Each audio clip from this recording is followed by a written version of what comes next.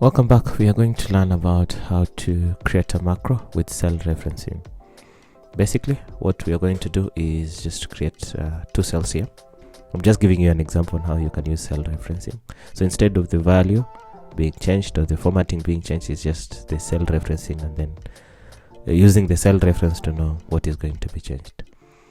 So let's say fun, fact. These are two cells that follow each other. So we are going to use cell referencing to delete this fun from next to it. Okay. And the next is chili fries. I'm just putting something in fries. So we are going to create the macro with this and then apply it to this. Okay. So go to view. First of all, let me just clear whatever is there.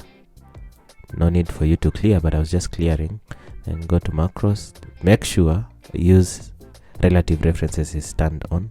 This is off, this is on. When it's on, it's grayish in color, or it just show you it's selected. Then go to record macro. Then I'm going to just say delete reference because it's not going to be pegged to one cell. Of course, apply to this workbook. Then the shortcut key, I'm going to put an R. That will be Control R and press OK. So it is recording. So from where I am, I did a mistake. I selected this cell before starting to record. So I'm just going to record it from here.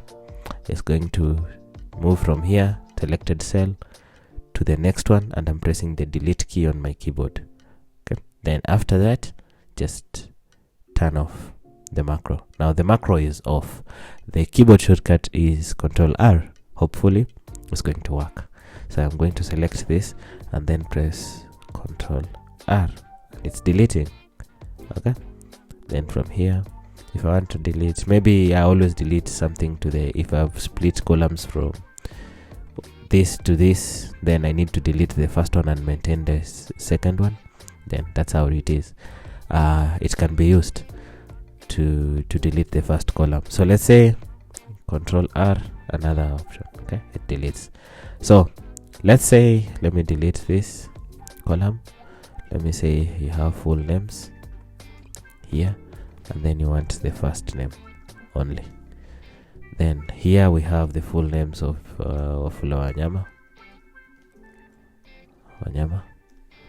Then you only want the first or the second name. So you highlight the text, then go to data, then say text to columns, then delimited width. Of course, I want to use the space. Then click text. What do you want to use? I want to use the space. It can show you a preview here. Yes, I want to push Wanyama to the next one, and that's the only one I want to keep. Then I click on finish. So it has split whatever we had into two columns. This. So I'm going to delete the full. So it's Control R, and I want to also delete the other one, which is Control R. So I'm remaining with only names Wanyama. Okay. So that's how you use cell referencing to create a macro, which is not dependent on, if you recorded without that cell reference being turned on, it's going to pick the cell location exactly and apply it only on that cell location. That's why we use cell referencing when it's turned on. I've just used the delete function to show you how it works, but it can work with all functions. See you in the next tutorial, where we'll be talking about how to create a macro shortcut icon on the ribbon on the quick access tab. See you then. Bye.